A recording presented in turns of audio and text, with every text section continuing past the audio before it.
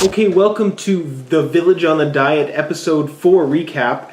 And I had just recorded most of this intro until I realized that my audio wasn't being captured, and I'm now having to redo it again. But regardless, I got a comment from a viewer of these recaps last week, and they said that they wanted more of my opinion in it, and so I figured that I'm going to give it to you here. So it's going to be a show recap / my opinion / probably my sarcastic comments. So let's get started with the episode 4 recap here. The first scene is with trainer Mike and Jennifer Fraser, and they're just bickering back and forth because she's complaining about each and every little thing he's getting her to do. And it's just driving me nuts. Because if you're going to commit to something like this Village on a Diet thing, you need to go in with the mindset you're going to do it and not complain about it. Yeah, I know it's making great TV for CBC, but my gosh, woman, grow a set. Work out, don't complain so much. And don't go get your nails done the week before.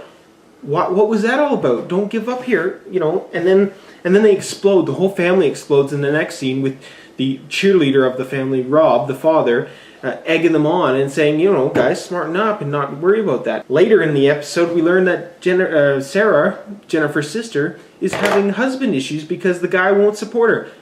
Buddy, listen up. Be a nice husband and encourage your wife to continue. What's wrong with you? Why are you such a bag?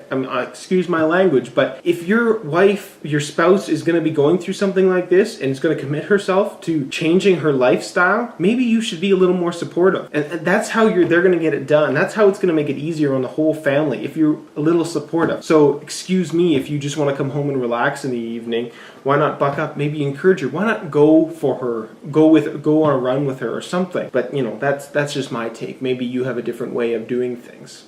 I also thought this was interesting, being quite young myself. Jonathan and his father, Stephen, go to the doctor because Stephen is pushing his son, Jonathan, who's 14, I believe, to just work out as much as he can. And Jonathan's like, I can't, there was my phone, I can't do it. And so the doc says actually to his father, Stephen, back off a little bit, encourage him and show him by example how he can do it. And I thought that was great. That's a good lesson for a lot of fathers because a lot of time they push us and push us and push us.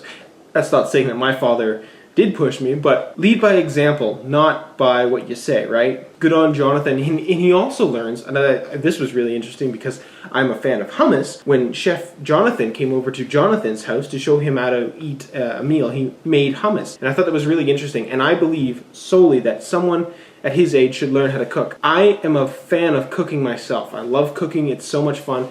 And I believe that everybody, starting at that age, should learn how to cook properly, or else we get into that cycle of eating bad food. I rather cook my own burger with ground up hamburger meat that I make myself. It's a preference. It's how you're going to get into eating healthy is by being able to make your own food. And of course, this week's challenge comes into us with a 8-kilometer hike around Taylor. It supposedly goes up around the Peace River there, and it was 8 kilometers, and this is 15 times larger than the hill climb, and I thought they didn't show much on it really, because I don't think it was all that challenging. It was just 8 kilometers, so they had to pace themselves. I'm definitely going to be doing this in the summer. I'd go do it now, but I'd get wet, sweaty, snow, and yes, that is my excuse for not wanting to work out right now.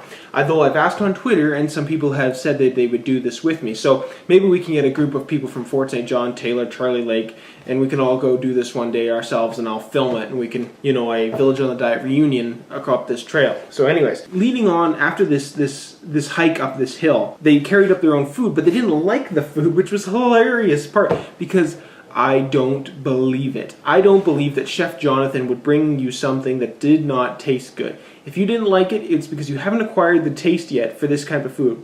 Yes, it was tofu, and I hate tofu. But talking to Andrew, who's again not in this episode, he says that tofu has to be done properly to taste good. And the lemon mint tea sounds pretty good to me. If you don't like that, maybe you should go back to the beer or something like that. Speaking of which, it's now brown paper bag week in Taylor, so they have to bring their own lunches everywhere they go. And we see Glen Cross's lunch with bologna, butter, and mayonnaise in it, and which is funny because most people only put one there, Glenn. I know you're a good guy and you mean well, but I just thought that was funny. And I've never had so much white substance on a sandwich. But I would choose mayonnaise over butter, by the way, and switch to turkey. I do quite thoroughly enjoy a sliced turkey on my meat. I'm not a fan of bologna, to be totally honest. Although I do always remember getting the bologna with a little cheese in it when I was younger. we then move on to two of my favorite characters of the show, but not really, Colleen and Brent. Brent says he's too funny to work out and is procrastinating all the time with his jokes and doing chin-ups or push-ups or whatever you want to do that with his dog is not going to help him get anywhere. And that's exactly it. You've got to be in the mindset to do this. And joking about it is not the way to do it. That's a way of procrastination. And I liked what happened. A psychologist came in and talked to him and got him sorted out. And I think he finally came around to realizing that he has to actually do this. Whereas Colleen, I got the interpretation from her this episode that she's nothing but the town gossip. Sorry, Colleen, I know you mean well, sipping your wine and all, but going around talking about your kids and how they got to do this, that, and that. Why don't you do what Steve's doing for Jonathan and show them how to act? Show them that you got to go and do this stuff to change your lifestyle instead of just telling them what they need to do and while you're sitting on the couch sipping your wine. I'm just putting it out there. Just putting it out there. We meet two new contestants for this week's Taylor Village on a Diet, the Taylor episode. That made no sense, but okay. And they are the Durkinsons. Durkinsons, yes. Jordy Durkinson has hundreds of medical issues, aneurysms and seizures, and he actually sounds exactly like my father, which is why it kind of touches home with me. My father has had heart surgery twice, and he's had 4 or 5 seizures. It's nothing to do really with his medical, other than the fact that he had a hole in his heart when he was born, and his sugar levels or blood levels are off. That's why he's had his seizures. He's all right now, of course. He's had the heart surgeries, but he found it really hard to get back into exercising, and he goes through these different relapses of not doing it, so it's tough. So I understand why this guy is finding it so tough, but I'm glad to see that he came into it and is really doing it now. Two of the interesting things we learned in this episode was how psychology and expectations really are affecting our way of changing in our exercising and our lifestyles here. Jamie especially, she has set such hard expectations on herself to get into that dress size, but really she just needs to forget about them and just enjoy it. And that. I mean, I could come up with that. I won't do something unless I'm enjoying it. And although I have these expectations for myself, I'm very strong in the sense that I will not do something that I do not like. I mean, that even goes with work. I won't go to school because I don't want to do it, because I won't enjoy it or don't enjoy it.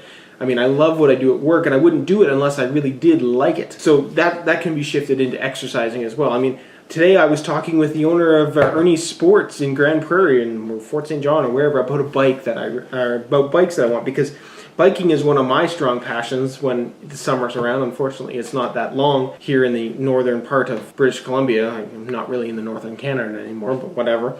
And so that's something I thoroughly enjoy and will help me kind of get me back into shape or whatever when the springtime. So, and psychology, of course, because if you don't think you're going to do it, you're not going to do it. And it's all about mindset. And no, psychology is not for crazy people. I don't believe that you actually thought that. So, I think that was pretty much it for the Village on the Diet episode 4. I hope you enjoyed this recap of mine, and I really hope that you send any comments about what you think of this. You can send them to Kyle at kylewith.com, and I'll probably get them and respond right away. Or you can leave a comment below in the video response area or on kylewith.com. So let me know what you think, and we'll see you again next week for episode 5 recap.